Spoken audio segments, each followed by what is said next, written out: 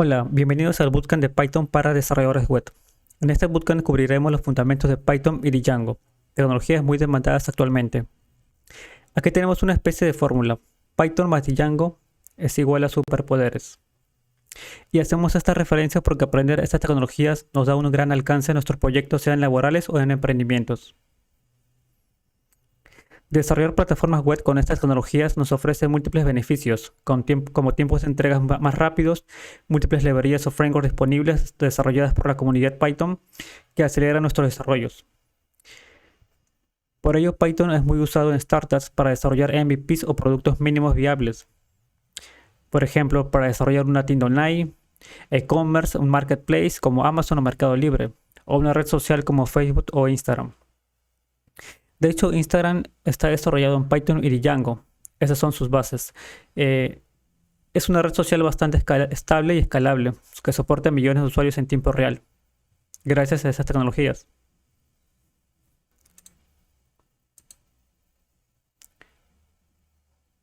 Aquí me presento brevemente. Mi nombre es Henry Vázquez, de Lima, Perú. Soy full stack developer. Mi stack preferido es Python y React. Soy fundador de dojopy.com y hace un par de meses construí una plataforma Learning para nuestra academia. Aquí les muestro brevemente la plataforma.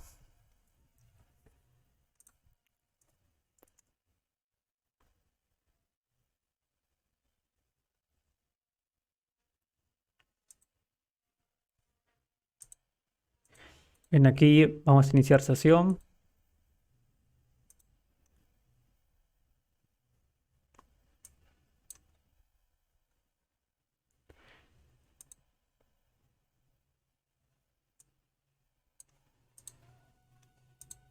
Aquí es el flujo de nuestra plataforma. La sección de contenidos, módulos. Como ven, es bastante rápida. Para el backend estamos usando Python y el framework de Django. Para el frontend, React.js. Todo está montado en la nube de Amazon Web Services.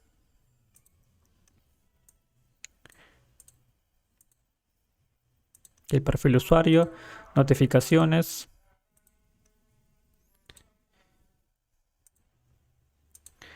Bien.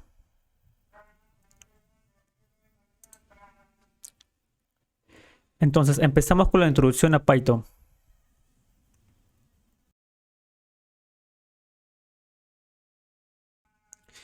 ¿Qué es Python? Python es un lenguaje de programación interpretado de tipado dinámico. Tiene una filosofía que reside en una sintaxis que favorece el código legible. Se trata de un lenguaje de programación multiparadigma y multiplataforma, disponible en Microsoft, Linux, Mac OS y también en dispositivos móviles. Aquí tenemos unas palabras resaltadas en verde. Ahora vamos a ver el significado de estas palabras, ¿ok? De estos términos. Fue creado por Guido van Rossum en el año 91. Como ven, ya tiene más de 30 años. Aquí encontramos a Guido tomando un café. Él es el fundador de este lenguaje de programación. Guido es un ingeniero en ciencias de la computación. Mientras trabajaba en un centro de investigación en Ámsterdam, desarrolló un lenguaje de programación como hobby, llamado Python. Y el origen de este lenguaje, el nombre de este lenguaje se debe a una serie británica llamada Monty Python. Guido fue muy fanático a esta serie, entonces por ello se debe el nombre. Python es open source. ¿Qué quiere decir open source? Que el lenguaje open source significa código libre.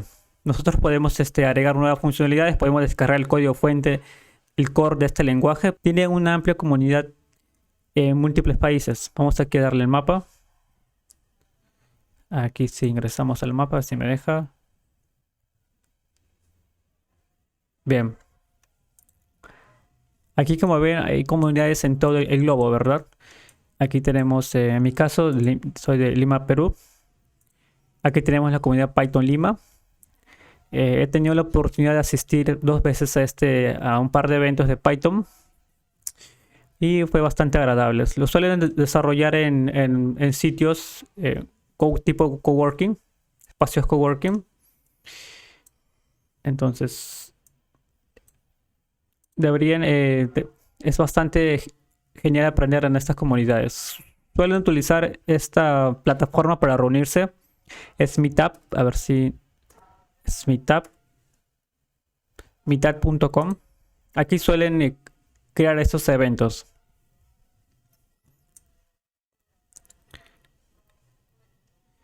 Generalmente son gratuitas, no hay que pagar para ingresar. Bien, aquí las características de Python. Interpretado. ¿Qué significa interpretado? Se ejecuta sin necesidad de ser procesado por el compilador y se detectan los errores en tiempo real, en tiempo de ejecución. Aquí tenemos un ejemplo práctico para ver las diferencias. Hay dos tipos de ejecución. Tenemos el interpretado. Estamos hablando en general en los lenguajes de programación. Tenemos el tipo interpretado y el lenguaje compilado. ¿Ok? Hay otros más como híbrido, pero estos son como los principales que debemos conocer. Entonces, aquí tenemos el interpretado en Python. Tenemos aquí una línea, una expresión en Python. Esa es una función que imprime un mensaje. En este caso la salida es Hello World. Bien. Aquí vemos que fue un solo ciclo, ¿verdad? Ahí directamente escribimos nuestra sintaxis y se ejecuta al tiempo real, directamente. Aquí tenemos otro ejemplo con el lenguaje de programación C++. Entonces aquí tenemos el código, un código que hace lo mismo, retorna un mensaje, el mensaje Hello World. Entonces este lenguaje de programación, antes de generar el output, la salida de Hello World, debe pasar por un proceso llamado compilado. Entonces, luego de generar el compilado, se genera un binario compuesto por ceros y unos, y ese binario recién va a ser entendido por el CPU. Entonces ahí ya ejecutamos y tenemos aquí la salida, Hello World. Entonces este proceso compilado, dependiendo del proyecto, la cantidad de módulos que tenga tu proyecto, puede tardar minutos. Y también si tenemos algún error, tenemos que esperar a que compile completamente, y que por ahí si tenemos un error ya el compilador nos resalta el tipo de error, ¿no? Y es algo que suele tardar. Entonces, Python es directo. Desarrollamos nuestro módulo, así tengamos 10, 20 módulos, o nuestro proyecto sea grande, nos genera la salida al instante. Y si hay algún error, nos resalta el error rápidamente, ¿no? Podemos solucionar el problema. Entonces, esta es la diferencia de un lenguaje interpretado versus uno compilado. Bien, entonces como ven aquí ya no tenemos que, aquí saltamos estos pasos, ¿no? El compilado, generamos el binario, ejecutamos, esto ya lo saltamos en Python, es directo. Eso significa que es interpretado. Bien, otra característica de Python es el tipado dinámico. Entonces los tipos de variables se comprueban en tiempo de ejecución.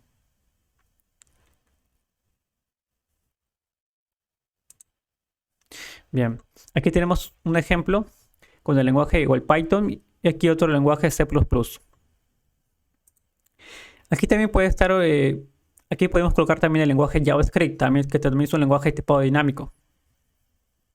Entonces en este caso tenemos aquí Python, aquí tenemos un par de variables. Esa variable es el tipo string. Aquí vemos que tiene sus comillas, el tipo string. Y tenemos otra variable age, que es un numeral. En este caso es un entero. Entonces nosotros cuando declaramos estas variables, ejecutamos nuestro módulo, Python ya reconoce directamente que es el tipo de dato, ¿no? Es string y este es entero. En cambio, en el lenguaje C++, aquí tenemos que declarar antes antes de definir la variable, tenemos que declarar si es el tipo de dato que va a tomar, ¿no? Si es un string o si es un entero. Entonces aquí tenemos que definir de forma estática, ¿no? El tipo de dato. En cambio, Python es dinámico, ya detecta el tipo de dato.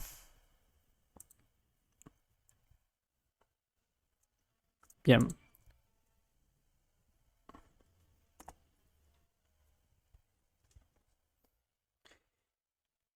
Bien. Otra característica de Python es multiparadigma.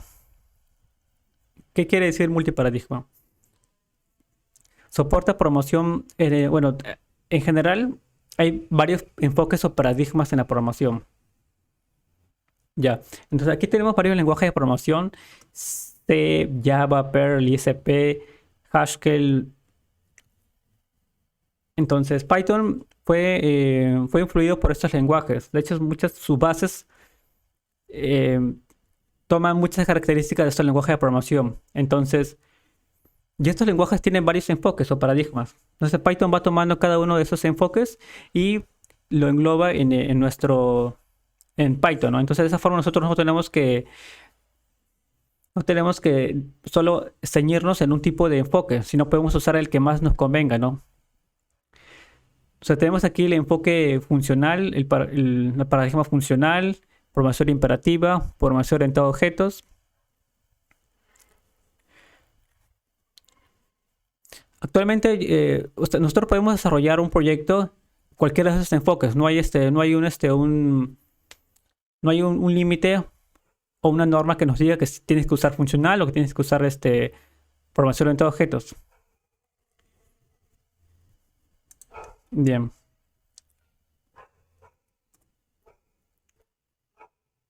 De las características es que multiplataforma.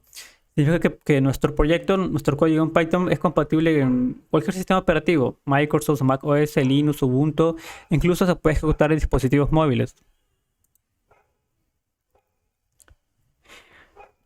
Y para ello no es necesario modificar nuestro proyecto código. La mayoría de casos no es necesario modificar el proyecto o el código.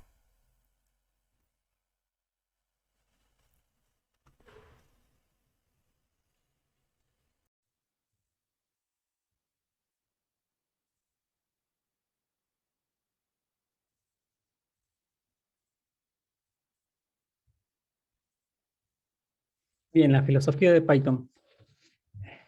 Hay una librería oculta en Python, que pocos lo conocen, la verdad. Se llama TIFF.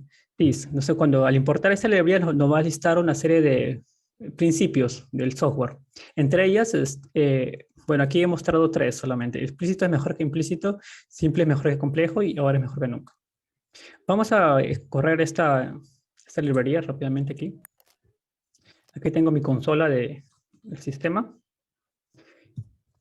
Bueno, aquí ya tengo instalado Python, ¿ok? Luego vamos a instalarlo en la parte del final, que es como la parte de laboratorio. Aquí, luego de ejecutar Python, corro esta librería. Import this y me muestra esta serie, ¿no? Que es el zen de Python. Son como los principios del software, que le hace especial a Python, ¿no? Y como ven, está en inglés. Pero yo he cogido tres que me gusta bastante, ¿no? Que es explícito mejor que implícito, simple mejor que complejo y ahora mejor que nunca. A ver, me quedo más con esta, porque en Python, a diferencia de otro lenguaje de programación como Java, si quieres desarrollar un algoritmo de ordenamiento, por ejemplo, te va a tomar, hacerlo en otro lenguaje te va a tomar probablemente más tiempo y muchas líneas de código. En cambio, en Python lo puedes hacer con probablemente 5 o 10 líneas de código. Y si quieres desarrollar un proyecto personal o para terceros, ¿no? Igual te va a tomar menos tiempo. Incluso en un día puedes completamente desarrollar un proyecto completo. Gracias a la gran comunidad que hay detrás, ¿no? Librerías que puedes implementar en tu proyecto.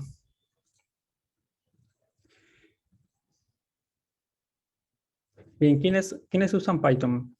Hay muchas empresas que usan Python. Aquí tenemos Amazon, Python y Django, ¿no?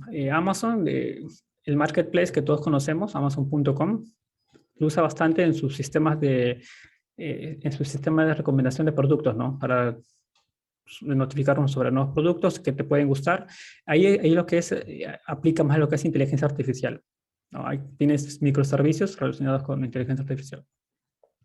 Google también en sus buscadores, que aplica bastante Machine Learning. Netflix en sus sistemas de recomendación también desarrolla múltiples microservicios. Pero aquí la empresa que más, que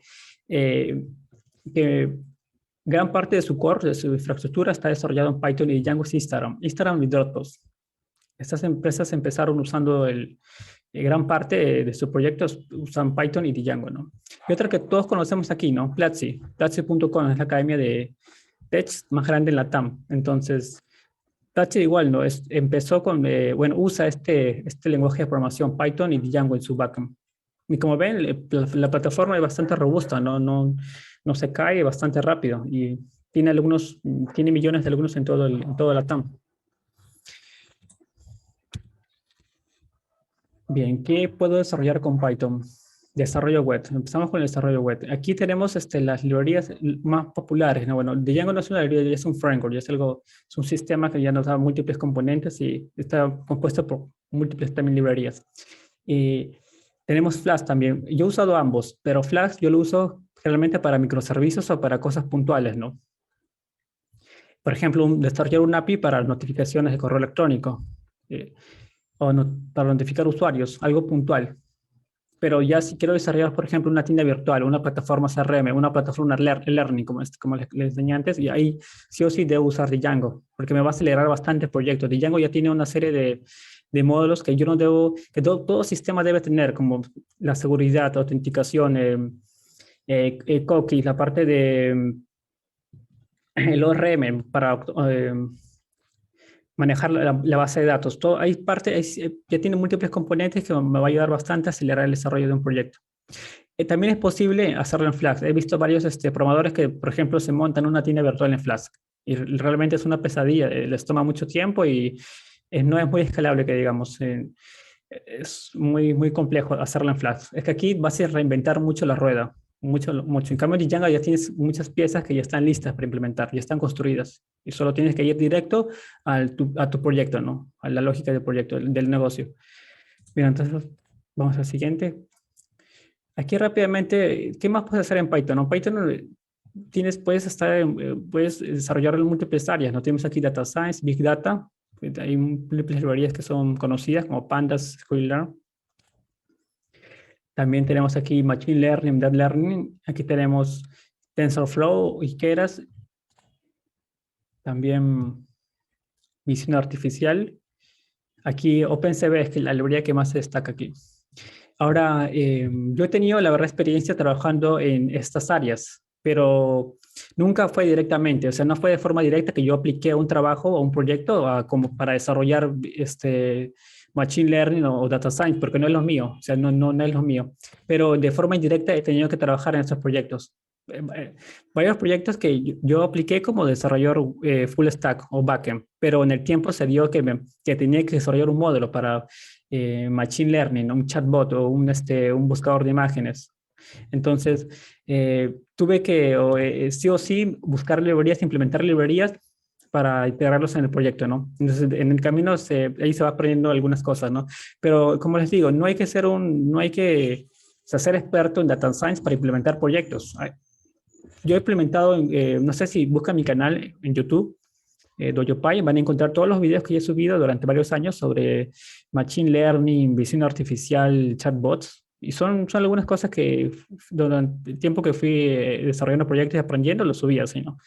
Entonces, he desarrollado varios proyectos, pero siempre todo enfocado al desarrollo web. Entonces, que de forma indirecta tuve que desarrollar módulos. Bueno, se dio y bueno, tenía que aprender, ¿no?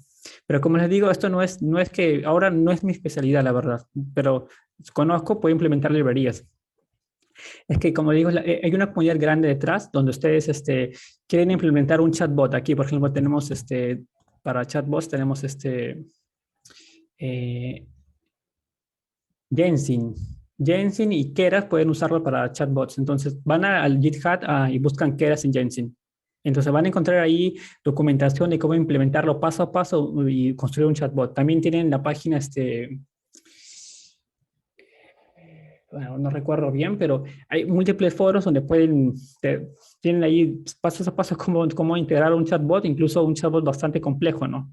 Que puede interactuar con un usuario con inteligencia artificial. O sea, no es que hay que ser un genio para integrar estas tecnologías, la verdad. Una tarde con un poco de café te integras estas librerías. Son tecnologías que ya existen en GitHub y solo lo implementas en tu proyecto, por ejemplo, en tu microservicio, en Django, ¿no? Bien, aquí vamos a comentar un poco sobre el framework Django. Es uno de los frameworks más populares de Python para el desarrollo web y usa el patrón de software MVC. Bueno, aquí Django usa el patrón de software modelo Vista Template, MVT, pero se basa en el modelo Vista Controlador. Ahí vamos a hablar sobre esto.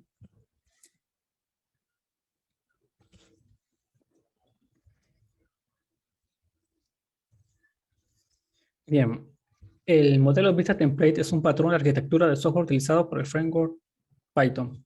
Mira, aquí tenemos un gráfico, pero antes de explicar este con diagrama, vamos a ver qué es esto aquí hay tres claves que hay que entender: el modelo, el vista y el controlador, el template. El modelo, aquí va la data, el diseño de nuestra base de datos, ¿no? Las tablas, qué información, la parte de CRUD. Y tenemos aquí la vista, que sería la lógica de la aplicación, ¿no? Por ejemplo, crear un pedido para nuestra tienda, borrar los datos de un cliente, procesar pagos. Entonces, y el template sería básicamente ya lo que visualiza el usuario, ¿no? El formulario de contacto, ingresar los datos de su tarjeta para hacer un pago, la UI de nuestra web. Entonces, aquí tenemos un ejemplo con Peter. Está ingresando a una web, yoursite.com dashboard, está pidiendo aquí la ruta dashboard. Y aquí justamente la web está usando Django, ¿no? Vemos que Django está aplicando aquí. Django tiene un sistema llamado rutas, roads. Entonces aquí va a ser, Django es un mapeo. Si esta URL existe o no en el proyecto, la URL es dashboard. Aquí no se logra apreciar bien, pero aquí dice dashboard. Está pidiendo el panel de la tienda, ¿no? Entonces, si existe, ok, lo procesa, se va a conectar a las vistas van a interactuar con el componente, que sea una componente basada en función o en clases, y le va a entregar la información, ¿no? Bueno, se va a conectar a los modelos, ¿no? A nuestra base de datos, y va a presentar aquí la plantilla. Bien. Realmente este es cuando hablamos de desarrollo web, al menos tenemos dos formas de representar una página web, de diseñar una página web. Puede ser basado en server-side render. Aquí debí colocar no, olvidé colocarlo. Voy a mostrarlo aquí en Google porque es algo que creo que va a ayudar bastante. Server-side SSR y CSR, ¿no? Entonces, siempre que nos planteamos desarrollar un proyecto, siempre debemos pensar qué enfoque debemos darle, ¿no? Si es del tipo SSR o CSR. Vamos aquí a ver un diagrama, a ver.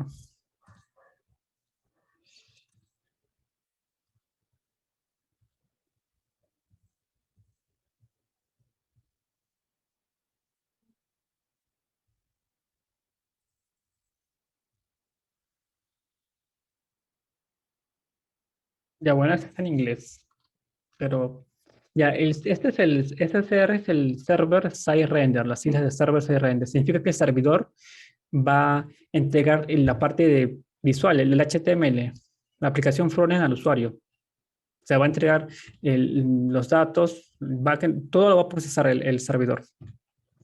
Aquí vemos algunas características, ¿no? Ideal para hacer sitios estáticos, rápida carga inicial, no depende de JavaScript, fácil de crawlear sitios.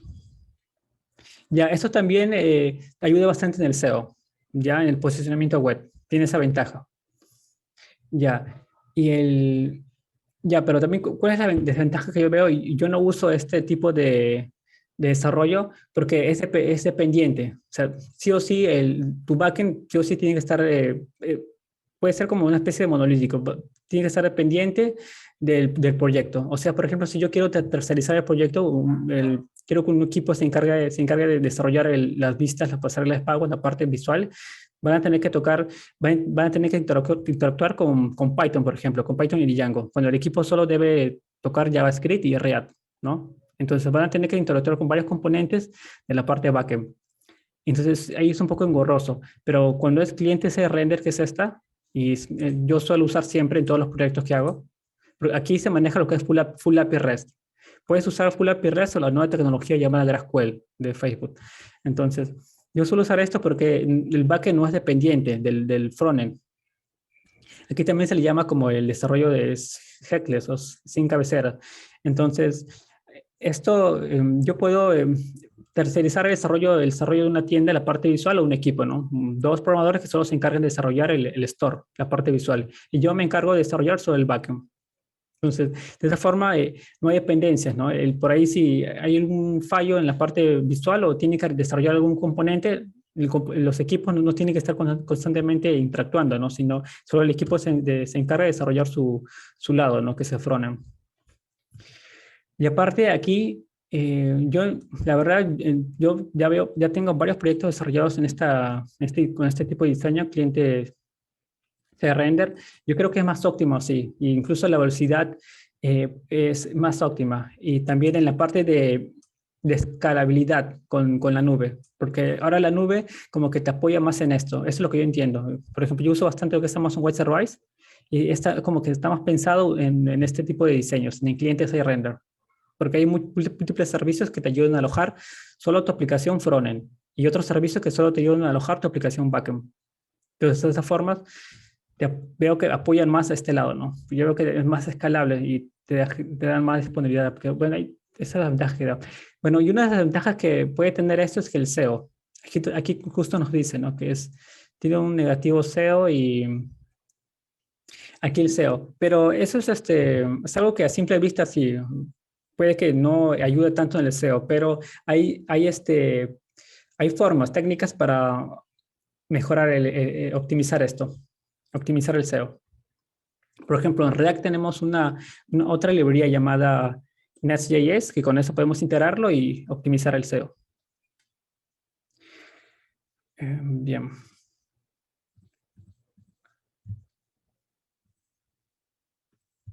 Entonces, esos son los dos modelos que siempre te pensar cómo se implementaron en un proyecto, ¿no? El server side render o el cliente side render. Yo recomiendo bastante el cliente side render. Django inicialmente está pensado para trabajar en server side render, porque ahí puedes desarrollar tus plantillas, sus plantillas, tu frontend y trabajarlo junto con Django, ¿no? Como una forma híbrida. Pero la verdad es ya no solo trabajar de esa forma. Y yo recomiendo bastante que opten por el cliente side render con Full API REST. Aquí tenemos ahora las características de Django.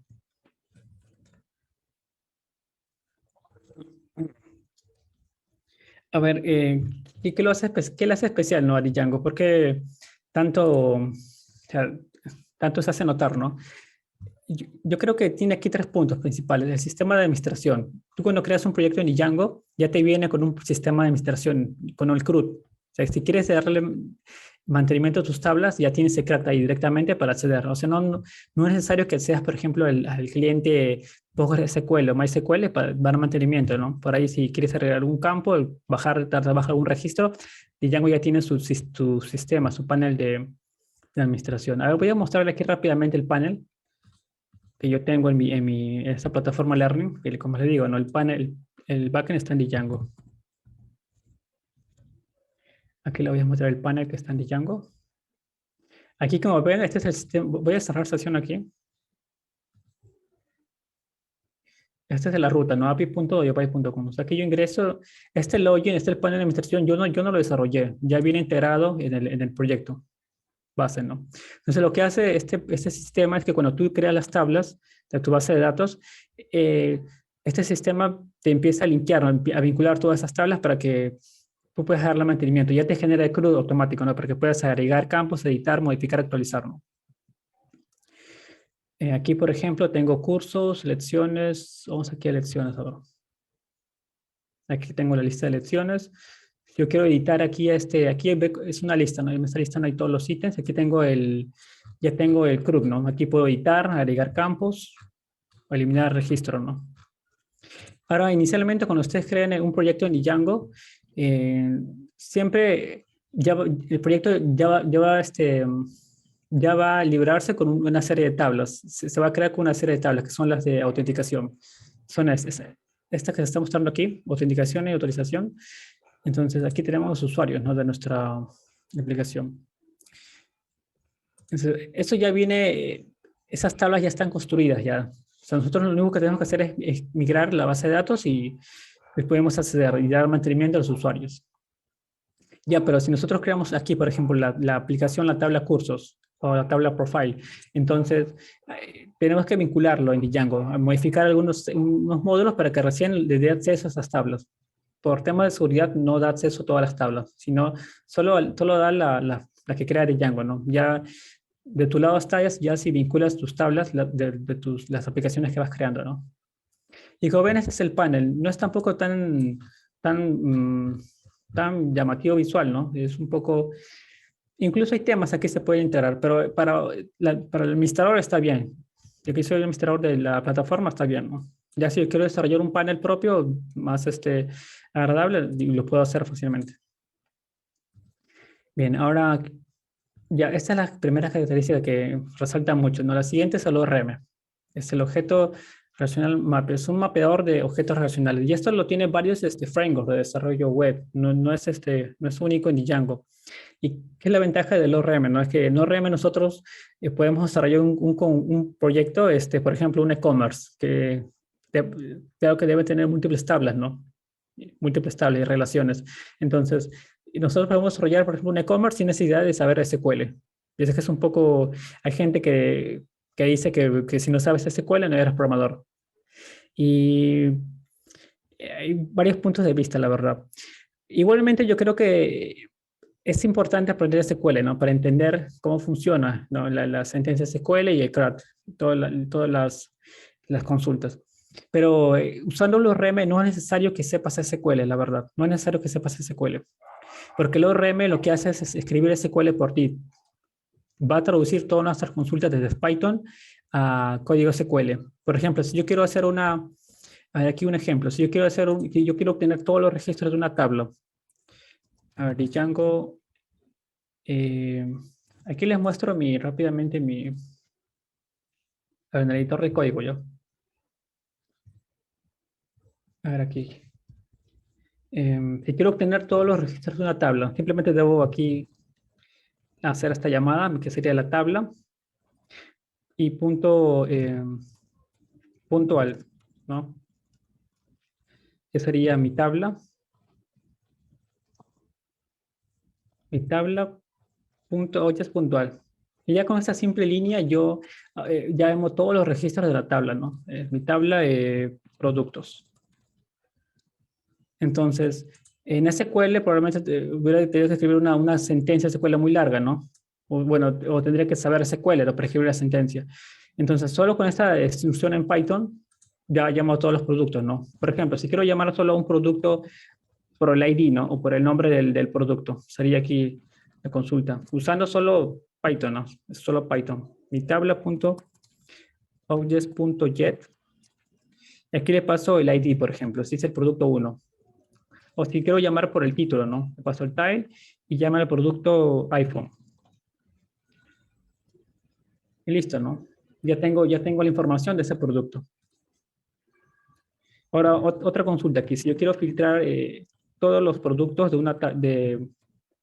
de mi tabla, pero con un filtro, ¿no? Aquí tengo el filtro. Todos los productos que tengan, a ver, que tengan el color verde, ya verde. Entonces aquí ya me va a traer todos los productos, ¿no? El ORM me va a generar esa consulta SQL y me va a traer todos los productos que tengan este filtro. Obviamente aquí se tiene que almacenar, claro, ¿no? Esos datos se tienen que almacenar. Aquí, por ejemplo, lo almaceno en data y listo, ¿no? Y esta información ya le presento al usuario. Aquí, bueno, arriba también tenía que almacenar esta información. Y así. Como ven, es bastante simple, ¿no? Hay consultas SQL que pueden ser más complejas, pero el ORM está bastante optimizado, incluso para ese tipo de casos, ¿no? Ahora, es verdad que hay casos que, por ejemplo, en temas de migraciones, cuando ustedes quieren migrar, suele pasar, ¿no? La empresa quiere migrar su base de datos a otro motor o quiere cambiar de servidor, ¿no? Entonces, a veces ahí tenemos que hacer un backup y por ahí puede que algunos datos no se miren correctamente. Entonces, ahí ya sí o sí tenemos que entrar a la base de datos o lanzar algunas sentencias SQL, ¿no? Eso es ya un tema más avanzado ahí. Entonces, pero inicialmente no necesitan saber SQL para crear un proyecto, incluso un sistema, ¿no? Un CRM. O sea, directamente lo pueden hacer solo con el ORM, sin necesidad de saber SQL. Pero igualmente yo les recomiendo que al menos tomen un curso básico de SQL, de MySQL, y eh, conozcan los conceptos básicos, ¿no? De SQL. Listo. Y la siguiente funcionalidad, que sería el múltiples middlewares integrados que mejoran la seguridad de nuestra aplicación. Aquí, estos son como extensiones o plugins que tiene Django. De esta forma, cuando nosotros creamos un proyecto, Django ya tiene una serie de módulos que hacen seguro, robusto el sistema, ¿no? Por ejemplo, aquí, justo hablando de seguridad, ¿no? El ORM también tiene una serie de protecciones. Por ejemplo, hay un ataque muy conocido en todo sistema web, que es el ataque SQL injection, en el cual a través de las URLs del navegador web te agregan parámetros y que hacen que el servidor traiga datos que no debería entregar al usuario, ¿no? Por ejemplo, listar las credenciales de los usuarios y entre otros datos que suelen traer, ¿no? Entonces, el ORM Django ya nos protege ya contra ese tipo de ataques. O sea, aquí no va a ser vulnerable contra SQL injection.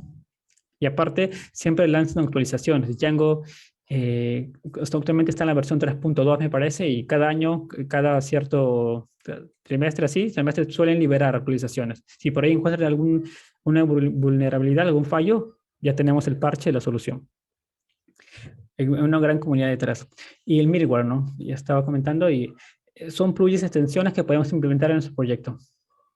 Aquí, por ejemplo, tenemos middleware de seguridad, a que reúne como los tipos de ataques más conocidos que suele haber en las páginas web, ¿no? Hay una página llamada, a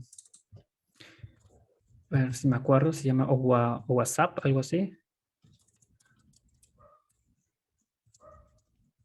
Es una especie de foro, no se llama, no recuerdo bien, pero es una página, es un portal donde siempre te listan el top 10 de vulnerabilidades más conocidas en toda página web, ¿no? Bueno, entre ellas está sí o sí el SQL injection que muchas páginas web sufren actualmente, ¿no? Por eso que muchas son hackeadas fácilmente.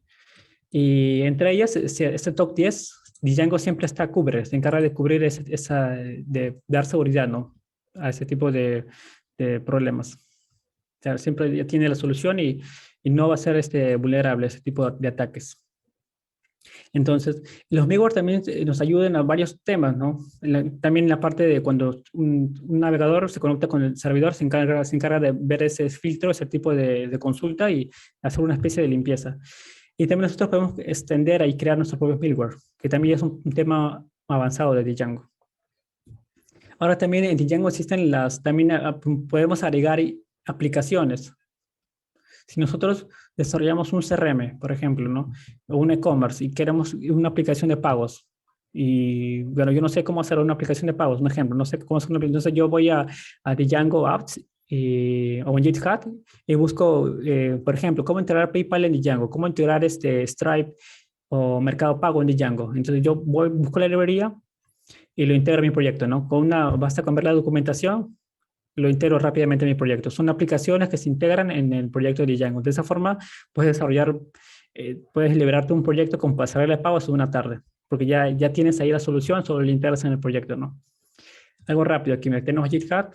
Yo les recomiendo usar bastante GitHub. Aquí está todo, la verdad,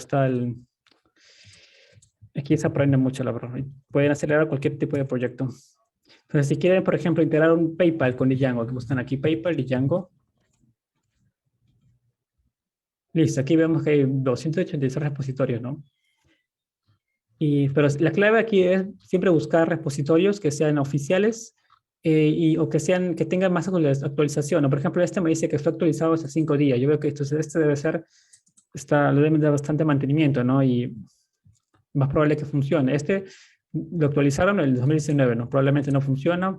Fue el 1 de febrero, pues también funciona. ¿No? El Django Paper, hace 5 días. Aquí veo el código, aquí veo una especie de documentación, ¿no? Cómo integrarlo. Aquí tengo incluso, me da el link de la documentación, ¿no? Y aquí está, ¿no? Pues empiezo a checar la documentación y cómo integrarlo en el proyecto. Aquí se corre, por ejemplo, el comando pip install Django y se instala la librería. Y luego se va integrando en el proyecto. Y así, ¿no? Con varias librerías, componentes que necesitan, por ejemplo, si quieren una librería para comprimir PDFs, la buscan en GitHub y se integra en Django. De esa forma ya tienes la solución, ¿no? No tienes que estar recreando o creando cómo desarrollar eso, ¿no? Porque también podrías desarrollarlo por tu cuenta, pero te tomaría muchas horas o días, ¿no? Antes de buscarlo en GitHub y no dar tantas vueltas. Bien. Ahora, ya cubrimos como los aspectos fundamentales, ¿no? De Python y Django. Es por esa razón que aprender Django, la verdad, les va a ayudar bastante, ¿no? Ya sea como trabajando en proyectos personales, para empresas, emprendimientos, es algo genial. Entonces, vamos a empezar aquí ya con el laboratorio. Ya vamos a instalar Python primero. Antes, vamos a tener una pausa, me parece. Sí, vamos a tener una pausa, ¿ok? Una pausa de 5 minutos. Una pausa de 5 minutos.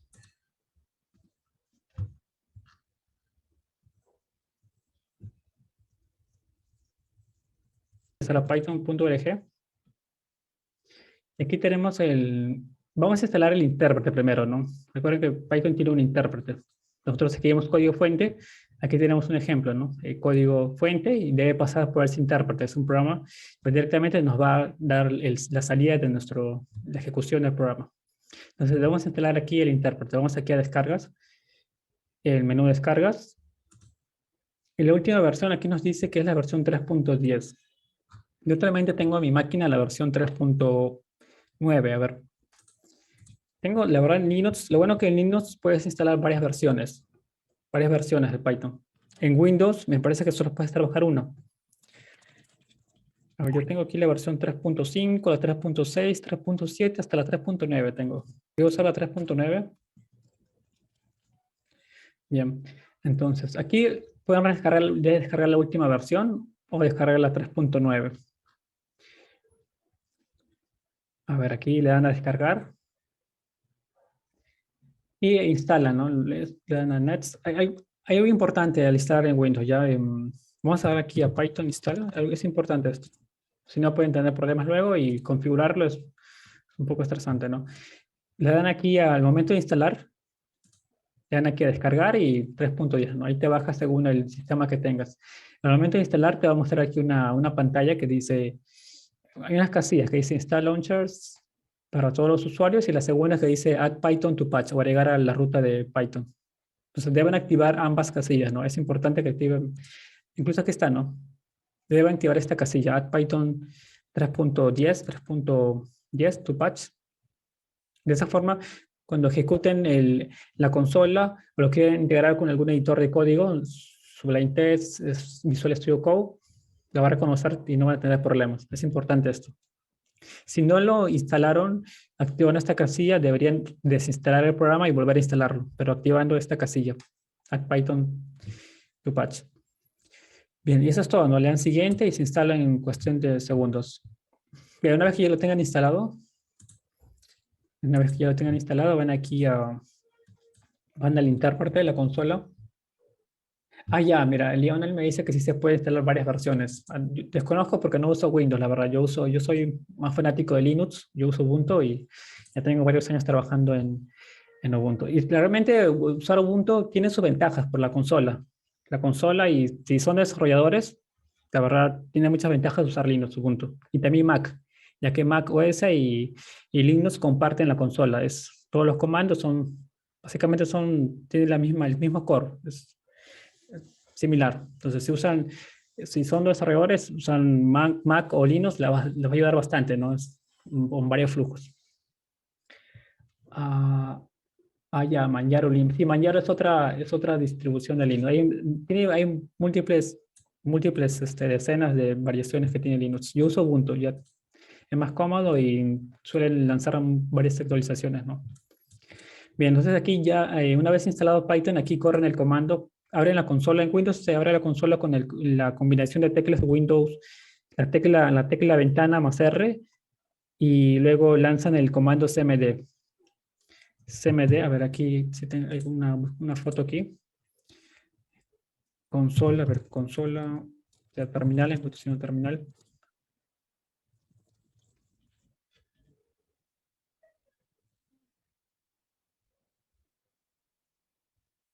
Aquí tienen, ¿no? Lanzan la combinación ventana más R o buscan CMD, ¿no? O terminal en el buscador, inicio y lanzan, ¿no? Entonces ahí les aparece esta ventana, una consola negra, así, o sea, una consola negra y ahí lanzan el comando el comando Python. Una vez que ya esté instalado, claro, una vez que esté instalado, lanzan el comando Python 3 o 3.9. Según la versión que tengan, ¿no? O solo lanzan Python nada más, me parece que solo Python.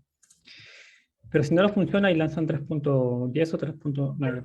Ya, entonces una vez que lancen el comando, debe aparecer algo como esto, ¿no? Aquí te muestra la versión del intérprete, el compilador y unos comandos para ayuda, ¿no? Pedir más información. Entonces aquí ya significa que está instalado, ¿no? Y yo puedo empezar a correr proyectos o módulos en Python. Bien, entonces para comprobarlo, vamos aquí a correr aquí esta expresión, import this. Ahora no es importante entender qué significa. Bueno, lo que hace aquí está llamando una librería. La librería se llama this. Aquí le dice, llama la librería this. Que es lo que mostré antes. Recuerden los principios del software, ¿no? Que tiene Python. Es su filosofía. Bien. Ahora, lo otro que pueden hacer es lanzar esta expresión, ¿no? Prime es una función, prime, y dentro, entre comillas, con paréntesis, colocan un mensaje, ¿no? Solamente colocan este mensaje, ¿no? Todo programador es como es su inicialización que tiene todo programador, ¿no? Lanzando este mensaje. Aquí Prime, Hello World, y ya, bueno, con esto ya, básicamente ya has creado un programa. Literal, has creado un programa y lo que hace es simplemente muestra un mensaje, Hello World. Es bastante simple, pero es un programa, ¿no? Y esto lo puedes borrar incluso. Esto lo podemos borrar. Vamos aquí a borrarlo. Antes vamos a crear un fichero, ¿ok? Vamos a crear un fichero. A ver.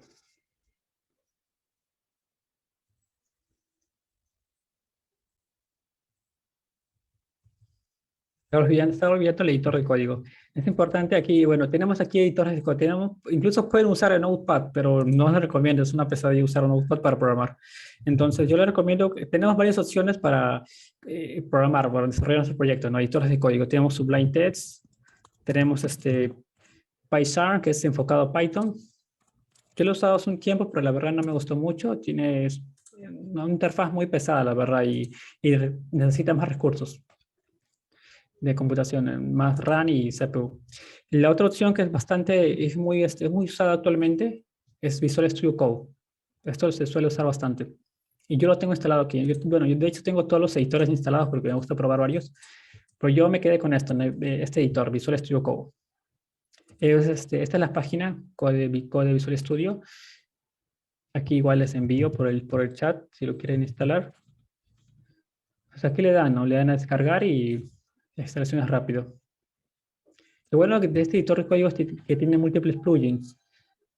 De esta forma pueden extender las funcionalidades en el editor de código, ¿no? Por ejemplo, tienen plugins para Python, para varios lenguajes de programación. Incluso tiene un plugin para programación en colaborativa, ¿no? Si quieren agregar un equipo y trabajar al mismo tiempo sobre el proyecto, ¿no? En vivo. Por ejemplo, aquí está a ver, ¿dónde está? Ya, bueno, eso lo pueden buscar aquí está, lo pueden buscar aquí en el, este es el editor de código, ¿ok? Aquí le dan a la opción de, aquí está, extensiones. Buscan aquí live, en vivo. Y aquí está, ¿no? Live. Yo lo tengo instalado. Yo lo tengo instalado.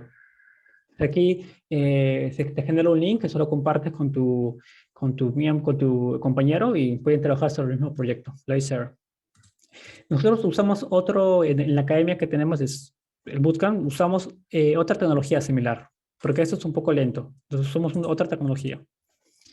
Bien. Bien, entonces yo les recomiendo que usen el Visual Studio Code. También puede ir por Sublime Text, que también es bastante ligero. Pero yo recomiendo que prueben varios editores, ¿no? Y ver cuál es el que más les parece cómodo, ¿no? Sublime Text, PyCharm, enfocado, todos son gratuitos.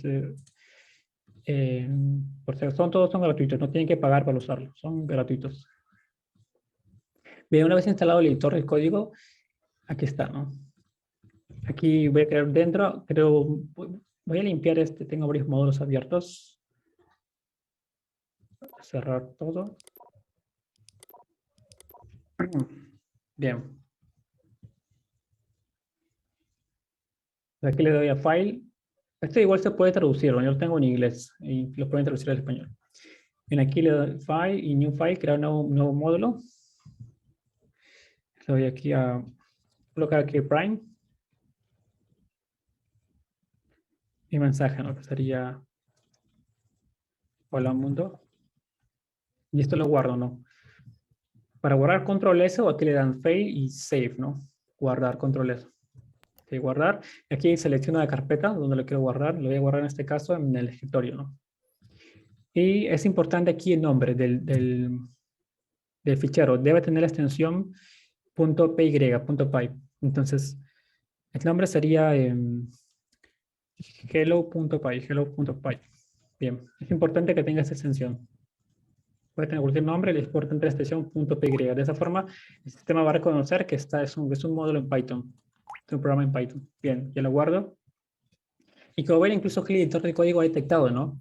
Me ha colocado aquí el icono de Python y la expresión, la sintaxis, cada vez que yo escribo algo, me va a ayudar a acelerar el desarrollo. Por ejemplo, aquí, si yo quiero escribir aquí un if, ¿no? O un for, ¿no? Que ya me genera el ciclo.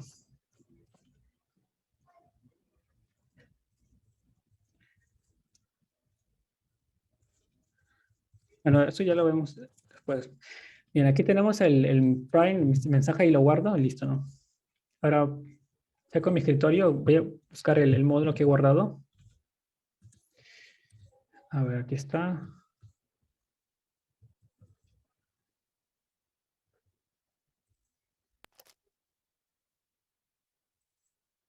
Mira, aquí está el módulo, hello.py. Ahora, ¿cómo lo ejecuto? Me parece que en Windows puedes ejecutarlo, hay una opción, ejecutar con Python o el intérprete de Python, no recuerdo bien. Le clic derecho y ejecutar con el ID de Python, me parece que no recuerdo bien, pero ahí les muestra, ¿no? Ahí aparece una nueva opción. O la otra opción es abrir una consola. Abren la consola aquí. Y arriba tiene el gestor de ventanas tiene una ruta, ¿verdad? Van a copiar esa ruta y van a pegarla aquí. Que sería CD. Lanzan aquí el comando CD y pegan aquí la ruta, ¿no? Que sería la ruta home. Bueno, ahí pegan la ruta. En mi caso yo voy a colocar esta ruta, que es la ruta donde yo he guardado, ¿no? Home desktop. Ahí voy a ingresar. Bueno, mi ruta es... Listo, esta es mi ruta. Entonces igual, ingresan el CD, que es un comando para ingresar a una ruta, ¿no? Desplazarse por la consola. Y aquí van a pegar la ruta, que está dentro de que aparece en la consola la ventana, ¿no? Ahí le dan, y al momento que ingresen van a correr aquí el comando dir. Es un comando para listar ficheros dentro de nuestra consola. El Linux sería el comando ls.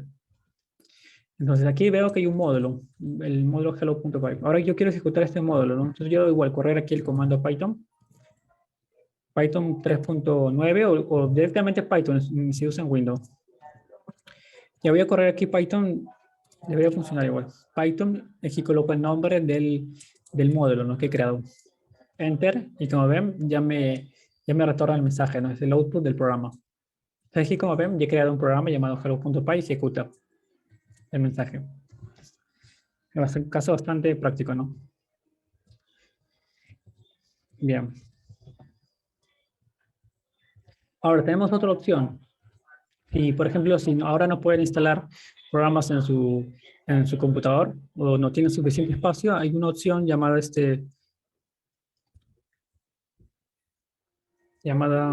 a ver,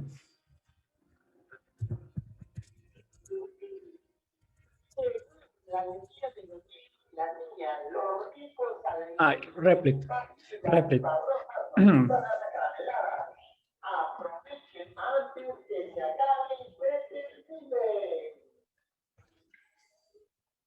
Bien, entonces Replit es un servicio online en el cual pueden ejecutar cualquier lenguaje de programación o proyectos web también. Entonces es importante primero crear una cuenta aquí. Es gratuito, ¿ok? Es gratuito. Le dan aquí a crear una cuenta. Yo ya tengo mi cuenta aquí, como ven está mi username. Entonces, luego de crear la cuenta, le dan aquí a crear. Aquí colocan el intérprete. En este caso voy a colocar Python. Esto si no quieren instalar el intérprete en su máquina. Ok, pueden usarlo desde rapid.com, que te permite ejecutar Python desde internet, ¿no? Desde un servicio, rapid.com. Aquí colocan el nombre del proyecto, que sería el laboratorio Python crear.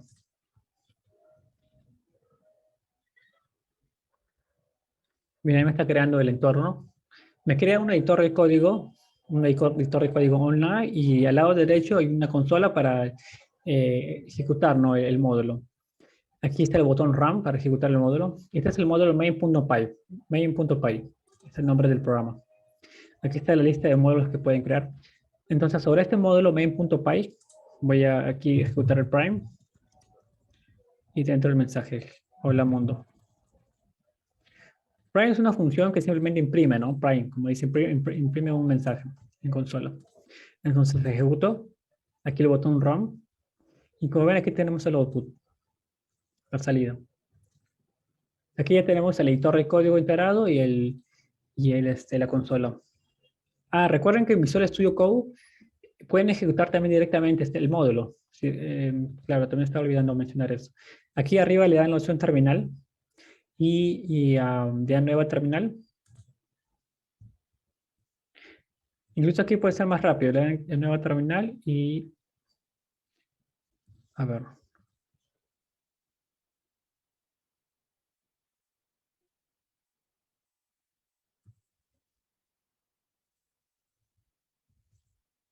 Ya, pero deben ingresar igual a la ruta, ¿no? Del, a ver, aquí tenemos. Sí, se debe ingresar a la ruta. Si la CD, la ruta es desktop, dir o ls, ahí está el modo hello.py, ejecuto python hello.py y tengo el output. Desde aquí también pueden ejecutar, ¿no? La consola. Entonces, esta es la versión online, que igual es similar, ¿no? Aquí tienen el intérprete y aquí tienen el output para ver la salida. Pero esto puede ser para un caso algo realmente práctico, ¿no? No van a usar esto para un proyecto en Django, por ejemplo, ¿no? Porque esto es online y, bueno, es un servicio, es, también puede ser lento, la verdad. O sea, para prácticas está bien. Pero como ven, es un servicio que te limita, tiene ciertas limitaciones, ¿no? Si haces más ejecuciones, te va a limitar la velocidad. Bueno, para prácticas está bien, ¿no? Bien, entonces ahí ya tengo el mensaje, la función prime, que ejecuta el mensaje. Ahora vamos a ver otros, a ver, vamos a ver los tipos de datos que hay en Python, los tipos de datos. Entonces, antes de eso hay que ver aquí el comentario. Aquí, como ven, estoy agregando una grilla en el mensaje, y si yo ejecuto aquí el RAM, no hay salida, ¿verdad? Entonces, cada vez que yo ejecuto aquí, coloco esta grilla que sirve para colocar comentarios en nuestro proyecto código, va a omitir esa línea. El intérprete omite la línea, no lo va a ejecutar, no lo va a tomar como código. Entonces, voy a colocar aquí este comentario. Bueno, esto se suele usar para comentarios. Voy a colocar aquí arriba un comentario, sería prime. Esta línea imprime un mensaje en consola. Ok, entonces ese es un comentario de una sola línea. Ahora, si queremos agregar comentarios de múltiples líneas, también tenemos aquí la triple comilla, ¿no? Puede ser comilla simple o comilla doble. Entonces, este es un comentario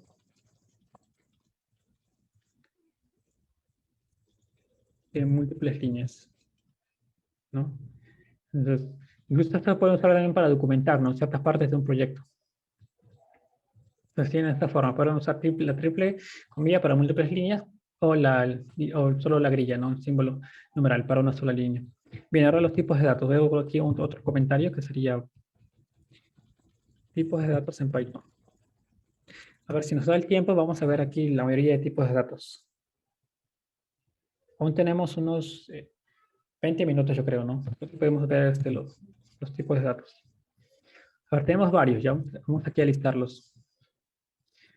Voy a agregar aquí el comentario de una sola línea. Sería tipo de dato stream o cadena de textos. La siguiente sería tipo de dato.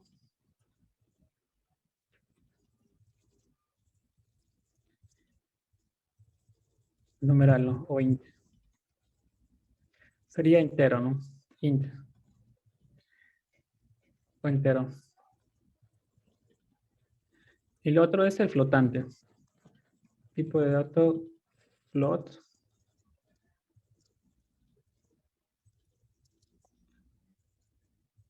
Bueno, aquí es con minúsculo, ¿ok? Es con minúsculo. Float o decimal.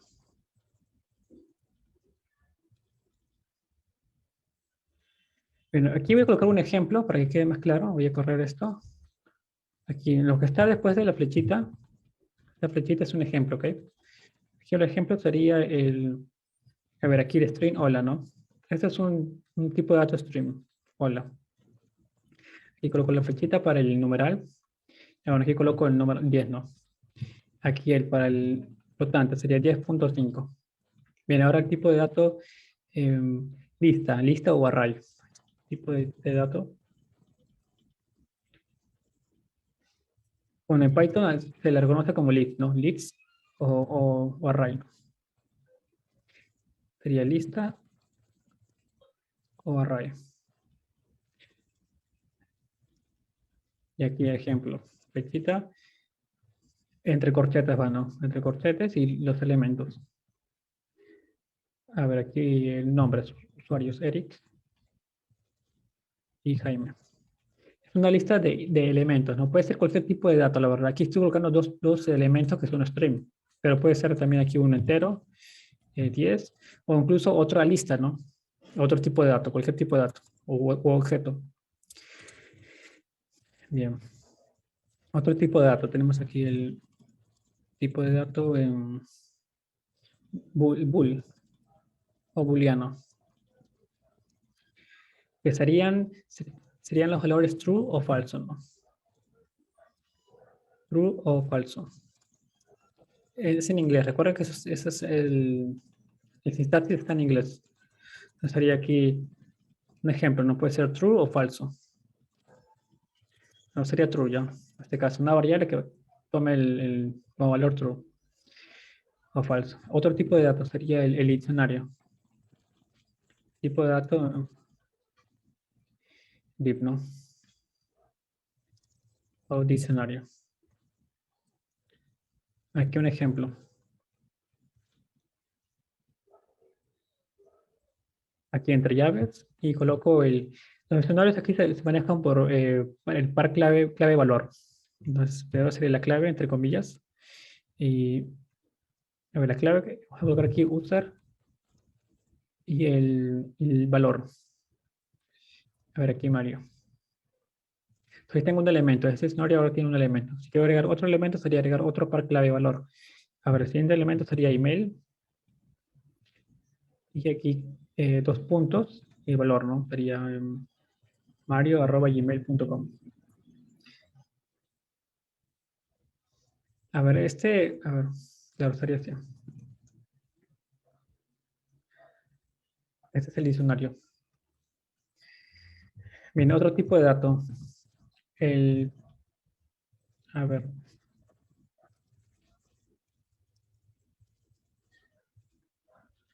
la tupla. Bueno, en Python se reconoce con tuple o tupla. Y la tupla es similar a una lista, a una lista, pero la característica es que los datos no pueden cambiar, son datos inmutables. Aquí en una lista, si yo quiero agregar elementos, lo puedo hacer fácilmente. Aquí puedo agregar elementos, eliminar elementos, actualizar elementos, ¿no? Puedo mezclar, puedo concatenar otra lista. Entonces, pero una tupla, una vez que cree la tupla, con sus elementos ya no se puede editar, modificar. Es una lista, como una lista, pero inmutable. Es una lista, pero mutable. O sea, tus elementos pueden cambiar. Y aquí se define con paréntesis, ¿no? Por ejemplo, aquí coloco aquí el correo mario@gmail.com, otro elemento, pepe@gmail.com.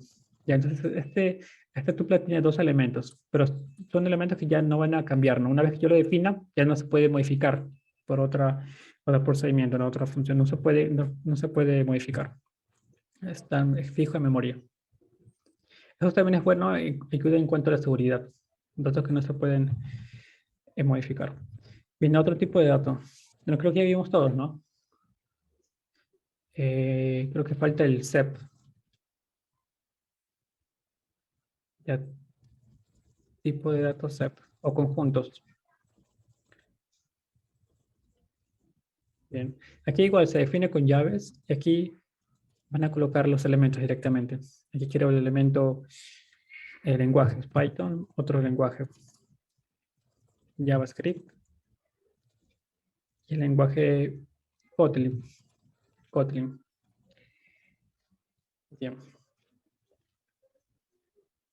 Aquí, lo particular de un set es que no pueden existir elementos iguales, ¿no? Si yo aquí agrego el otro elemento, voy a mandarlo a la siguiente línea porque no me da espacio.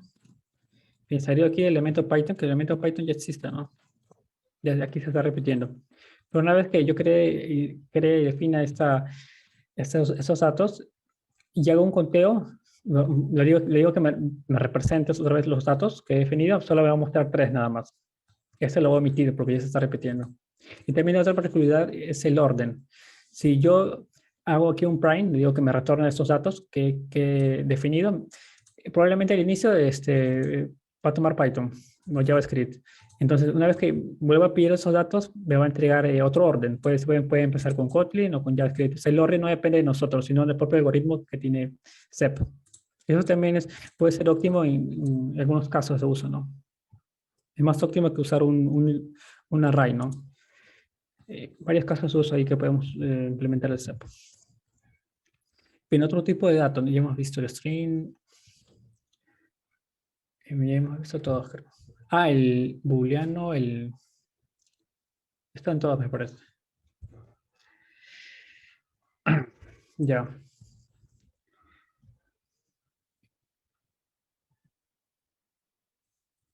Ahora, vamos a ver aquí ahora los objetos, ¿ya? Cuando nosotros queremos cualquier expresión en Python, Python lo entiende todo como un objeto, ¿ya? Vamos a crear aquí una variable. Una variable, a ver. Vamos a empezar un ejemplo con el string, ¿ya? Con el tipo de string. Voy a colocar un comentario de triple comilla. String. Y aquí defino la variable primero, ¿no? Va a ser username. Y aquí el nombre. A ver, aquí Eric.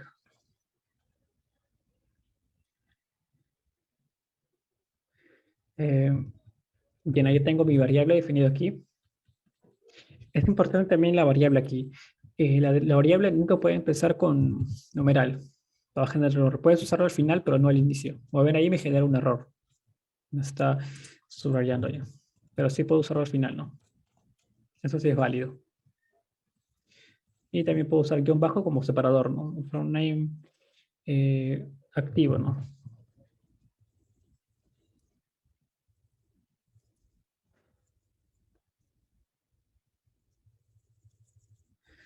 Bien, ahí tengo mi variable. Ahora, esto Python lo entiende como un objeto. ¿Y por qué? Porque en la programación de objetos siempre todo tiene propiedades o atributos. Entonces, ¿cómo yo puedo ver las propiedades de esta variable, ¿no? Que ya pasa a ser un objeto. Entonces, yo aquí hago un prime. Yo aquí un prime username. Estoy imprimiendo esta variable que he definido. Lo voy aquí a RAM. Aquí me retorna, ¿verdad? El nombre. Ahora, si quiero ver las propiedades que tiene su objeto, voy a darle aquí. Antes voy a darle aquí, voy a usar aquí la función type, que la función type te retorna el tipo de dato, ¿no? Que estás usando. Está usando esta variable. O sea, aquí le paso prime y dentro le paso la función type, ¿no? Ejecuto. Y me dicen que es un objeto de tipo stream, es string. Y voy a comentar esto. Aquí voy a ejecutar aquí el dir. ¿Ya? El dir es una función que me lista todas las propiedades o métodos que yo puedo aplicar a ese objeto. Es una especie de documentación para un objeto. Entonces aquí le paso la función dir y dentro la variable username. Bien, ejecuto. Y como ven aquí me está mostrando esta lista amplia, ¿no? de elementos. Ahora vamos a omitir todo lo que empiece con guión bajo. Que esto es ya para el tema son métodos especiales de la promoción de nuestro objeto que podemos customizar. Pero ahora no vamos a tocar esto. Solo vamos a tocar lo que viene después, ¿no? Por ejemplo, el capitalize, el case center. Hay varios, la verdad. Ahora vamos a usar un método, el método replace. Aquí está, el método replace. Lo vamos a ver todos porque se va la hora, se ve todo. Voy a checar aquí voy a usar aquí el método replace. O sea, aquí está mi objeto username, ¿ok? Y para usar el método, acceder al método replace, aquí le agrego el punto y el método, punto replace. Ahora, el método es como si fuese una función en Python. Y aquí le voy a agregar, este método necesita dos argumentos, ¿ya? Primero necesita el argumento a buscar. Y el siguiente a reemplazar. ¿Qué hace este método? ¿No? Este método lo que hace es va a reemplazar una serie de caracteres en mi variable username por otra, ¿no? Entonces, ¿qué le digo? Reemplaza la serie los caracteres Eric por por Paul. Entonces empieza con estos caracteres, ¿no? Entonces, al ejecutar esto lo va a reemplazar por Paul. Voy aquí a imprimir. Voy a comentar el prime porque me está llenando la consola, ¿no? Aquí imprimo y ven aquí. Ven ahora el resultado. Ahora el output es Paul K. Porque ha reemplazado esto, ¿no? Eric por Paul. Y al final quedó el K. Entonces, esto es lo que está realizando el método replace. Y así hay un montón de métodos que pueden ir probando, ¿no? Recuerden usar esto, el dir. De esa forma listan todos los métodos que pueden aplicar al objeto. Bien. Y así en la programación de objetos ustedes pueden crear su propio objeto, ¿no? Y definir los propios métodos y propiedades. Pero Python lo que hace es que, por decir automáticamente, todo dato que creemos, toda variable que definamos, lo va a convertir ya como si fuese un objeto. Todo lo entiende como un objeto. Le agrega métodos y propiedades. Bien, ahora voy aquí a colocar una línea de separación.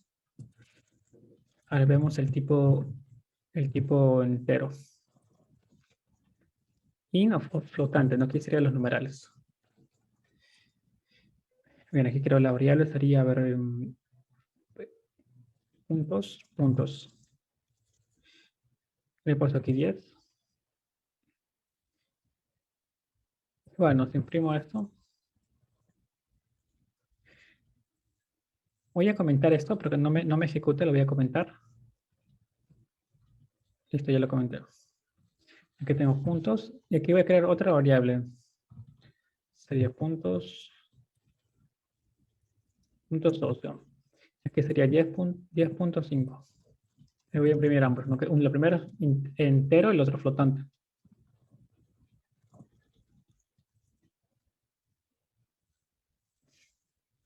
Esto ya me está retornando el output 10 y 10.5. Igual si yo aquí aplico el type, con el type pueden conocer qué tipo de datos están usando, ¿verdad? Aquí le pasan la función type y aquí le paso la variable puntos. Plus int. Aquí vamos a hacer que es un objeto del tipo entero. Bien, las operaciones básicas, ¿no? Aquí coloco el prime, a ver, en puntos más puntos 2. Ejecuto. Sería 20.5. Aquí a ver otro par, puntos más 30. Y así, ¿no? Pueden realizar todas las operaciones básicas. Y bueno, vamos a pasar al siguiente tipo de datos. Voy a comentar esto. A ver, aquí hago una separación.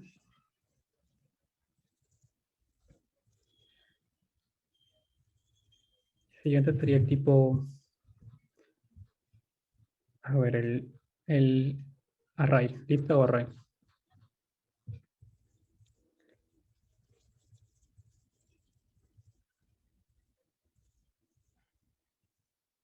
Hay algo importante aquí también, en cada tipo de dato existe su función para convertir, ¿ya? Aquí en el string tenemos la función str. Entonces, de esta forma, yo puedo convertir cualquier tipo de dato en string. Por ejemplo, un entero, ya vamos aquí a convertir. Si estaba olvidando eso. Entonces, aquí dentro, si yo quiero convertir este entero string, eso es un entero, un numeral. Entonces, yo lo puedo convertir en string. Si uso aquí la función str. Voy a colocar aquí una nueva variable, sería puntos string, ¿no? Así lo voy a llamar, puntos string. Y aquí llamo la función str del tipo de datos string. Y dentro le paso esta variable, puntos, que es un numeral entero. Ejecuto imprimo esta variable, ¿no? Aquí, a ver, arrow. Y aquí tengo 10. A ver, claro, esta es la salida 10. Pero yo en simple vista no puedo reconocer, ¿no? Si es un string o es un numeral. Aquí solo me dice 10. Pero recuerden que tenemos esta función, la función type. Entonces, ahí podemos validar el tipo de dato, ¿no? Voy aquí a aplicar aquí el type. Type, le paso la función type y dentro le paso esta variable, puntos string.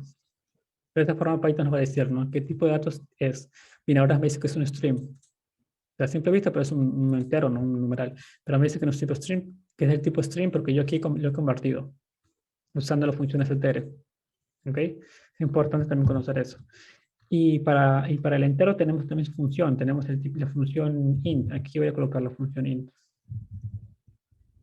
Sería aquí en comas, coloco int entre paréntesis y la otra que sería el float con paréntesis. Entonces yo puedo convertir cualquier dato a entero.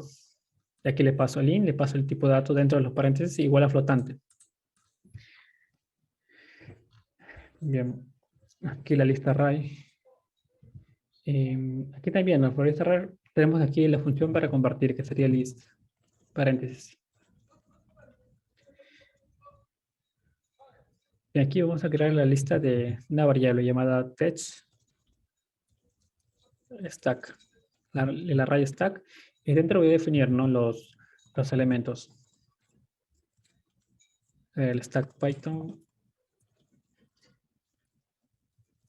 array AWS. Bien, imprimo aquí la lista. Imprimo la lista, imprimo también el tipo de dato.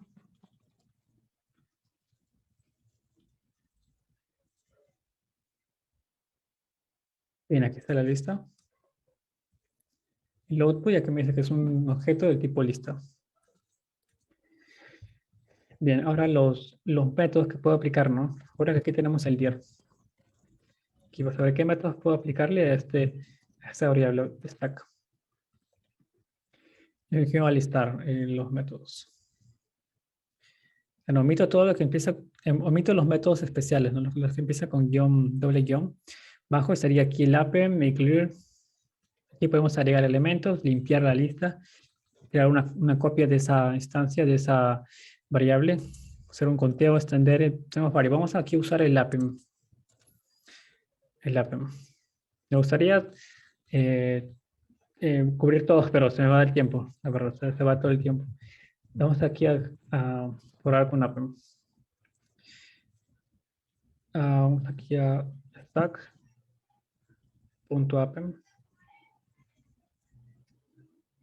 Vamos aquí a agregar append lo que hace es un método que agrega elementos, ¿ya? Vamos aquí a agregar, esta lista tiene 3 elementos. Vamos a agregar aquí otro. A ver, sería eh, view, a ver, Golang, el lenguaje Golang. Es un lenguaje de programación de Google, creado por Google. Entonces, Ejecuto. Bueno, aquí no es necesario el prime. Recuerda, el prime solo es para pintar en consola.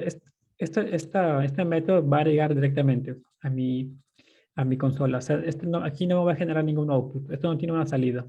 Solo va a agregar un elemento y está listo. Entonces, el prime no me va a ayudar aquí. Porque esto no retorna. No tiene retorno. De hecho, todo elemento, toda función o método siempre va a retornar algo, pero ese algo se llama vacío o nulo.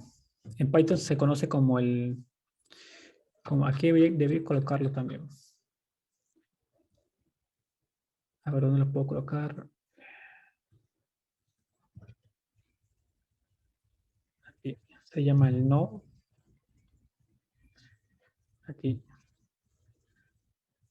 Toda función mínimo siempre te va a retornar esto. Si no lo declaras, ¿no? Mínimo no, un vacío. Todo función o método.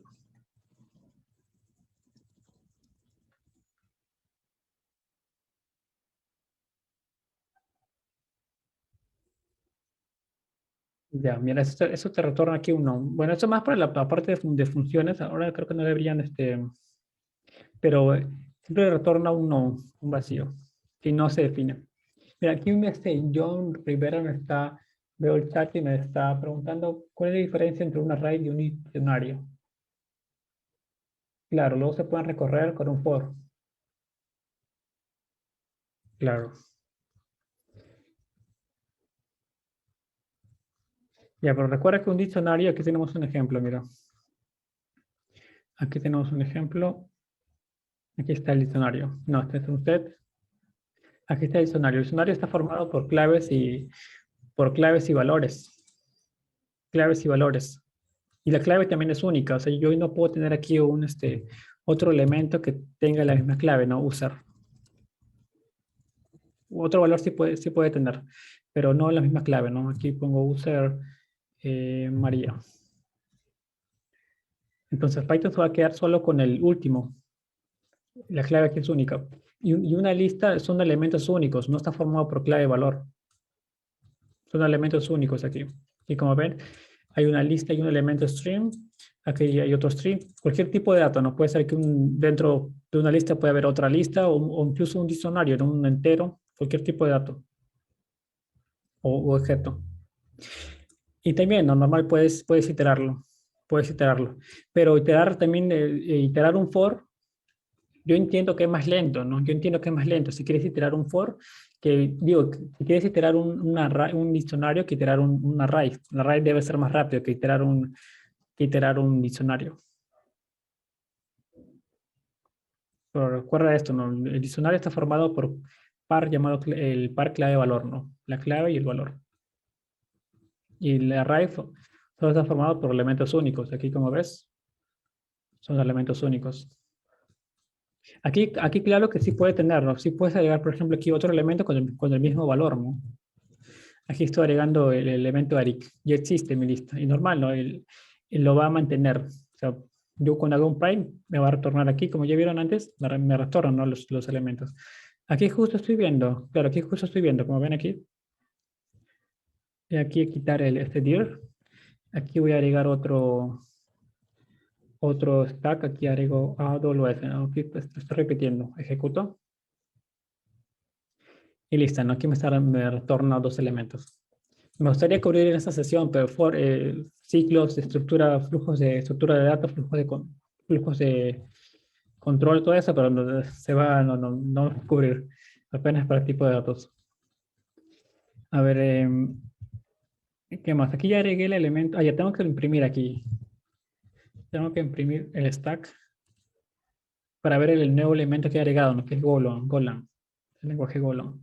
Ahora, como ven, ahora mi lista tiene 5 elementos, ¿no? Tenemos una función también llamada lem. Es principal del lenguaje, que sería lem. Lem. O sea, lo que hace un lem es que me genera un conteo de los elementos que tiene un objeto, ¿no? Entonces, si le paso aquí la variable stack, aquí me confundí, sería stack, y ejecuto.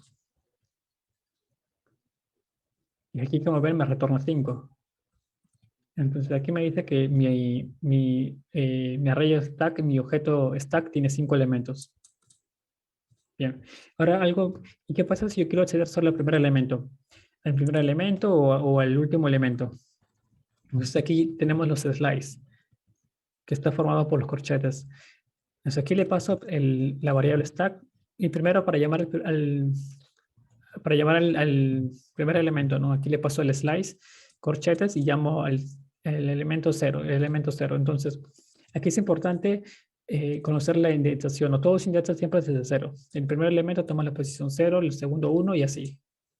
Entonces aquí ejecuto esto, aquí me retorna Python, ¿no? Este es el primer elemento, tiene la posición cero. Entonces, si yo quiero llamar al último elemento, a ver, ¿qué puedo ejecutar, no? Para llamar ya, yo sé que este empieza de cero, sería cero, uno, dos, tres, ¿no? Pero ¿qué pasa si yo no sé la cantidad de elementos que tiene o solo quiero acceder al último elemento de una lista? A ver, aquí le paso 3, ¿no? Porque ya conozco ya sé que toma ese orden. Aquí me retorna AWS, está bien. Ya, pero si yo quiero acceder al último elemento, aquí tenemos el slice -1. Aquí le paso el slice -1. De esta forma me retorna el último elemento del array, que es Golan. Ah, ya. Aquí me está retornando AWS porque, claro, ¿no? Aquí el último toma la posición 3, está bien. Pero luego yo agregué con Appen agregué Golan, ¿no? Agregué otro elemento. No sé si este ya toma la posición 4.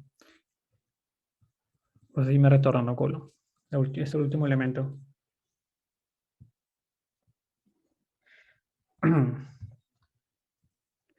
Bien. Ahora, si yo quiero obtener un rango de elementos, solo los primeros elementos. Ahora, aquí le paso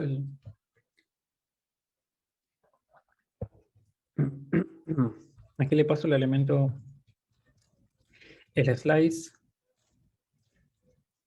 A ver, el primer elemento sería la posición 0. Y luego le paso aquí 2 puntos y el rango, ¿no? Aquí debo pasarle el rango. Sería la posición 0, 1, pero aquí debo agregar un contador más, ¿no? Sería 0, 1, 1, aquí le agrego 2. Ejecuto. Ese sería Python y ya me está retornando ambos elementos.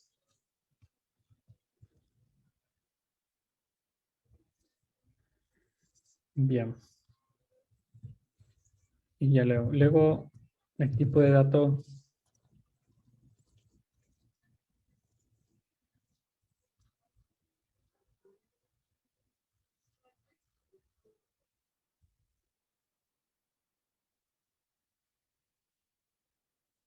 Ahora aquí el booleano rápidamente ya. Es para retornar aquí el booleano. A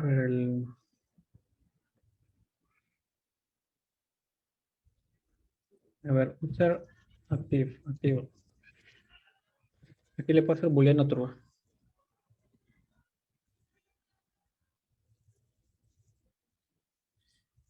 Esto lo imprimo.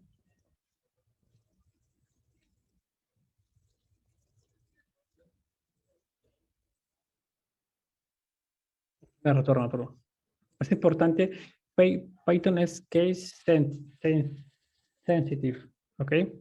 Entonces es importante agregar aquí la mayúscula y minúscula, seguro el tipo según el keyword, ¿no? Y aquí es importante que esté en mayúscula inicial. Entonces ahí ejecuto y me retorna. Si aquí agrego minúscula inicial, a ver qué me da. Ejecuto, me retorna un error, ¿no? Esto no existe. O no existe, ¿no? Si pues una variable tampoco está definido. Se debe ser llamarlo así, ¿no? Con mayúscula inicial. De esa forma ya sabe que es un tipo de dato booleano. Recuerde que Python es de tipado dinámico. Dinámico. Entonces Python debe saber, aquí debes agregarle la mayúscula inicial para que detecte, ¿no? Que es un booleano. Ya. Ahora, aquí hay algo interesante también, de que todo tipo de dato puede ser un booleano. O sea, todo tiene la conversión. Todo tipo de dato pues, puede ser true o falso. ¿Ya? Entonces tenemos aquí, por ejemplo, ese string. Esto es un booleano. Y ¿Cuál será el valor? ¿Será un 0 o 1? Recuerda que el booleano puede tener solo dos valores. Puede ser true o falso. True se representa como 1 y el falso como 0. Voy a colocar aquí otro, ya sería user no active es igual a falso. Y aquí imprimamos. Entonces, el primero, el true se representa como 1. Aquí true y falso. True y ser 1 y falso 0. Entonces, todo tipo de dato puedo retornarlo como un booleano. A ver, esta variable. Eso si yo lo convierto a booleano, recuerda que, que tengo aquí la función, para convertir a booleanos tengo la función bool. Aquí bool.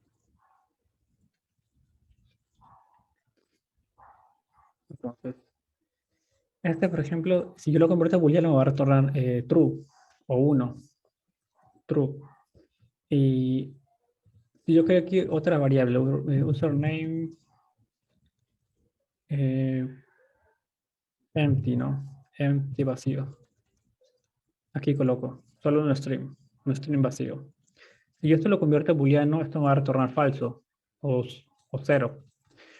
Entonces, todo tipo de dato también se puede considerar vacío. Cuando se considera vacío, es un booleano falso.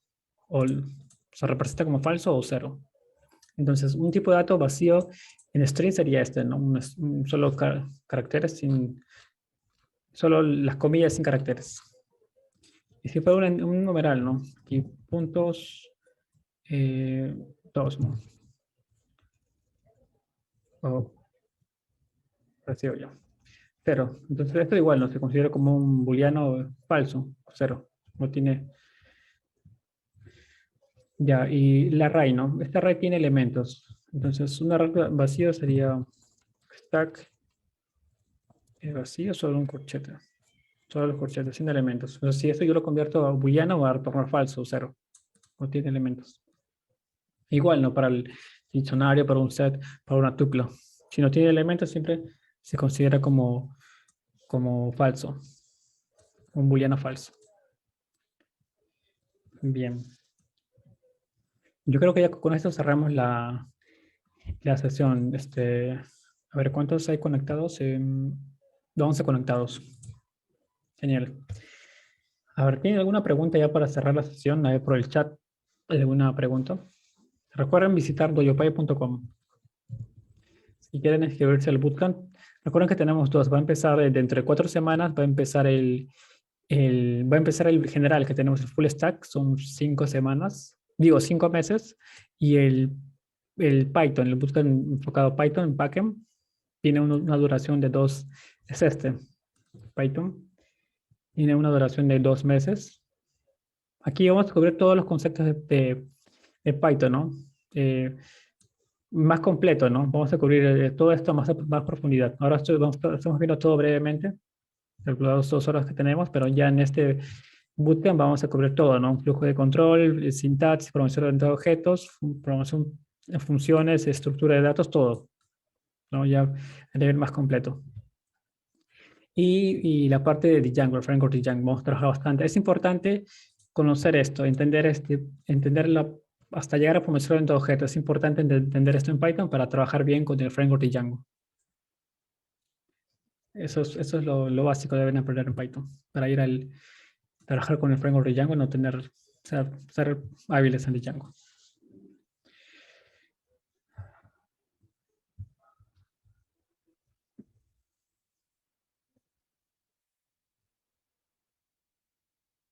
Por ahí John Rivera me dice, ¿cuál sería la diferencia entre set y array? Set y array. Ya. A ver, aquí tenemos el set.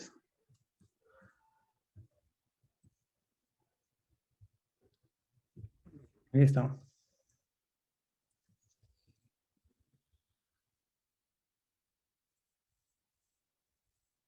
Ya en un set también puedes agregar elementos, ¿verdad? En un array también puedes agregar elementos.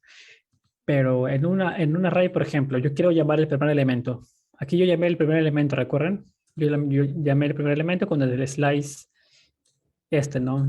El índice. En un array siempre la lista se mantiene fija, nunca va a variar el orden. En cambio, en un set, el orden no depende de nosotros, ¿no? Si yo defino la lista, aquí yo definí la lista a ver, ¿dónde está? En este orden, ¿no? Si yo ejecuto esto, a ver, para tenerlo claro aquí, voy a ejecutar voy a crear aquí a ver qué dice, he colocado varios, ya voy a colocar aquí la variable, a ver, stack stack frontend, y colocar un set, aquí JS, HTML, CSS. Ya, voy a imprimir esto, stack frontend.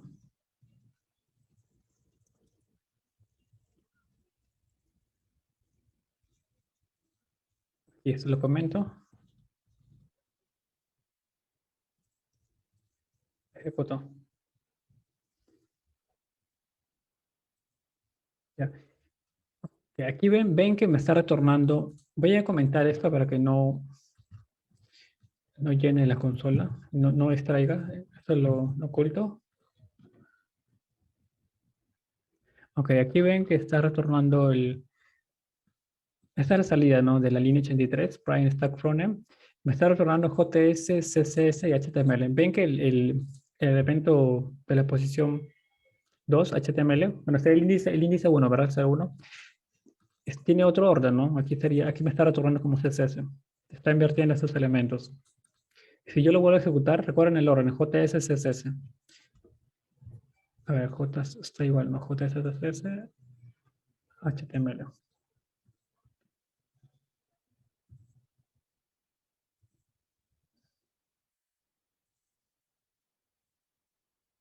A ver, JS, CSS me está tomando el mismo. Qué raro.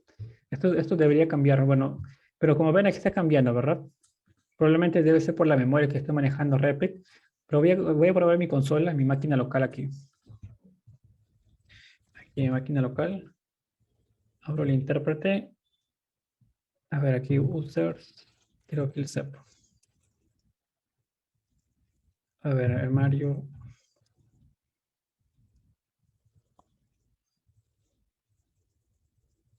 Ok, imprimo aquí users.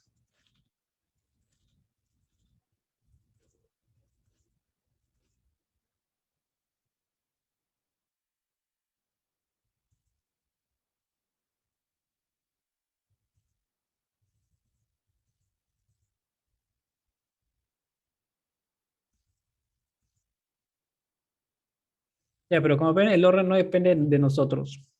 Aquí yo ejecuto, yo he definido el conjunto con este orden de elementos, pero aquí me está retornando otro orden. Ya supongo que ya se ha quedado en memoria, ¿no? Pero los elementos, el orden no depende de nosotros. Entonces yo no puedo saber en la ejecución qué orden ha tomado. Y también si yo aquí agrego otro elemento, a ver, aquí agrego el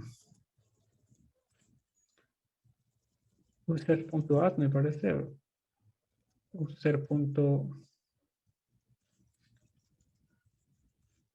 Ahí está, user.add, el método add para agregar elementos al diccionario, ¿no? A ver, aquí agrego el nombre de Fabián. A ver, imprimo.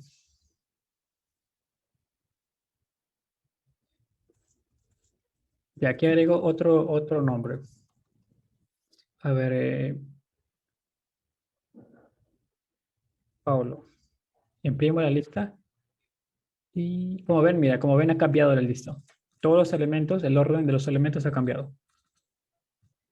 O sea, cada vez que yo agrego algún elemento o cambio, elimino, se altera el objeto, la variable, los elementos, el orden no depende de nosotros, no varía. Y también si yo agrego aquí otro elemento, un elemento que ya existe, ¿no? En este caso, a ver, voy a agregar aquí el Henry que ya existe, el elemento ya existe. Si lo agrego, imprimo, como ven, no lo está agregando porque ya existe. Solo está tomando elementos únicos. En cambio, en una lista, en cambio, en un array o una lista, yo puedo agregar más elementos y siempre va a mantener el orden. Eh, El array funciona como una pila. Siempre vas a agregar elementos y siempre se agrega al final de la lista. Igual si quitas elementos se va desapilando, ¿no? En ese orden. Y si agregas elementos con el mismo valor, se mantiene. Se mantiene. Entonces aquí tenemos, si creo aquí un array, a ver, users, a ver, el array companies. Companies. Aquí Google, Facebook. Listo. Entonces, si agrego elementos, aquí recuerda que tenía el append para agregar los elementos. Sería. Aquí agrego el Airbnb.